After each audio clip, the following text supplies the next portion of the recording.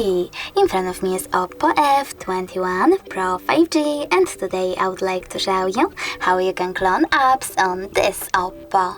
Start by opening Settings and choosing Apps section here. Now you need to tap on App Cloner and click on one of your available apps. In my case, it's only Facebook.